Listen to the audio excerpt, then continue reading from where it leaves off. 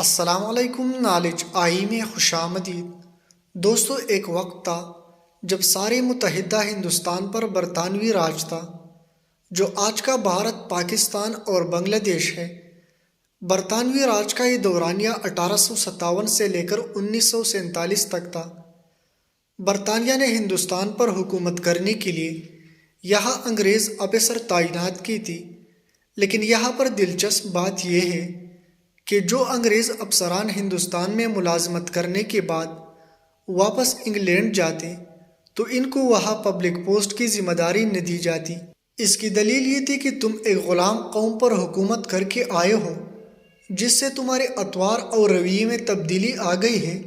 یہاں اگر اس طرح کی کوئی ذمہ داری تمہیں دی جائے تو تم آزاد انگریز قوم کو بھی اسی طرح ڈیل کرو گی۔ اس مختصر تعارف کے ساتھ میں آپ کے ساتھ ایک دلچسپ واقعہ شیئر کرنا چاہتا ہوں۔ ایک انگریز خاتون جس کا شوہر برطانوی دور میں پاک و ہند میں سول سروس کا آفیسر تھا، خاتون نے زندگی کی کئی سال ہندوستان کے مختلف علاقوں میں گزارے۔ واپسی پر اس نے اپنی یادداشتوں پر مبنی بہت ہی خوبصورت کتاب لکھی۔ خاتون نے لکھا ہے کہ میرا شوہر جب ایک ضلع کا ڈپٹی کمشنر تھا، اس وقت میرا بیٹا تقریباً 4 سال کا اور بیٹی 1 سال کی تھی۔ ڈپٹی کمشنر کو ملنے والی کئی ایکڑ پر محیط رہائش گاہ میں ہم رہتے تھے۔ ڈی سی صاحب کے گھر اور خاندان کی خدمت گزاری پر کئی 100 افراد مامور تھے۔ روز پارٹیاں ہوتی، شکار کے پروگرام بنتے۔ ضلع کے بڑی بڑی زمیندار ہمیں اپنے ہاں مدعو کرنا باعث فخر محسوس کرتے تھے، اور جس کے پاس ہم چلے جاتے وہ اسے اپنی عزت افزائی سمجھتا۔ ہماری ٹاٹ ایسی تھی کہ برطانیہ میں ملکہ اور شاہی خاندان کو بھی مشکل سے ہی میسر تھی۔ ٹرین کے سفر کے دوران نوابی ٹاٹ سے آراستہ ایک عالیشان ڈبہ ڈپٹی کمشنر صاحب کی فیملی کے لیے مخصوص ہوتا تھا۔ جب ہم ٹرین میں سوار ہوتے تو سفید لباس میں ملبوس ڈرائیور ہمارے سامنے دونوں ہاتھ باندھ کر کھڑا ہو جاتا اور سفر کے آغاز کی اجازت طلب کرتا۔ اجازت ملنے پر ہی ٹرین چلنا شروع ہوتی۔ ایک بار ایسا ہوا کہ ہم سفر کے لیے ٹرین میں بیٹھے تو روایت کے مطابق ڈرائیور نے حاضر ہو کر اجازت طلب کی۔ اس سے پہلے کہ میں بولتی، میرا بیٹا بول اٹھا، جس کا موڈ کسی وجہ سے خراب تھا۔ اس نے ڈرائیور سے کہا کہ ٹرین نہیں چلانی۔ ڈرائیور نے حکم بجا لاتے ہوئے کہا کہ جو حکم چھوٹے صاحب۔ کچھ دیر بعد صورتحال یہ تھی کہ اسٹیشن ماسٹر سمیت پورا عملہ جمع ہو کر میرے 4 سالہ بیٹے سے درخواست کر رہا تھا، لیکن بیٹا ٹرین چلانے کی اجازت دینے کو تیار نہیں ہوا۔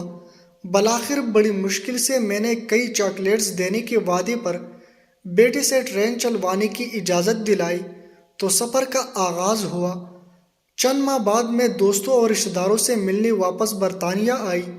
ہم بذریعہ بحری جہاز لندن پہنچے۔ ہماری منزل ویلز کے کاؤنٹی تھی، جس کے لیے ہم نے ٹرین کا سفر کرنا تھا۔ بیٹی اور بیٹے کو اسٹیشن کے ایک بینچ پر بٹھا کر میں ٹکٹ لینے چلی گئی۔ قطار طویل ہونے کی وجہ سے خاصی دیر ہو گئی، جس پر بیٹے کا موڈ بہت خراب ہو گیا۔ جب ہم ٹرین میں بیٹھے تو عالیشان کمپاؤنڈ کی بجائے فرسٹ کلاس کی سیٹیں دیکھ کر بیٹا ایک بار پھر ناراضگی کا اظہار کرنے لگا۔ جب اپنے وقت پر ٹرین نے سفر شروع کیا تو بیٹے نے باقاعدہ چیخنا شروع کر دیا۔ وہ زور زور سے کہہ رہا تھا، یہ کیسا الو کا پٹا ڈرائیور ہے، ہم سے اجازت لی بغیر ہی اس نے ٹرین چلانا شروع کر دی ہے۔ میں پاپا سے کہہ کر اسے جوتی لگواؤں گا۔ میرے لیے اسے سمجھانا مشکل ہو گیا کہ یہ اس کے باپ کا ضلع نہیں، ایک آزاد ملک ہے۔ یہاں ڈپٹی کمشنر جیسی تیسری درجے کے سرکاری ملازم تو کیا، وزیر اعظم اور بادشاہ کو بھی اختیار حاصل نہیں ہے کہ اپنی انا کی تسکین کے لیے عوام کو خوار کر سکے۔ آج یہ واضح ہے کہ ہم نے انگریزوں کو ضرور نکالا ہے، البتہ غلامی کو دیش سے نہیں نکال سکے۔ یہاں آج بھی کئی ڈپٹی کمشنرز، ایس پیز، وزراء، مشیران، سیاستدان اور فوجی جرنیلز صرف اپنی انا کی تسکین کے لیے عوام کو گھنٹوں سڑکوں پر ذلیل و خوار کرتے ہیں۔ اس غلامی سے نجات کی واحد صورت یہی ہے کہ ہر طرح کے تعصبات اور عقیدتوں کو بلا طاق رکھ کر ہر پروٹوکول لینے والے کی مخالفت کرنی چاہیے۔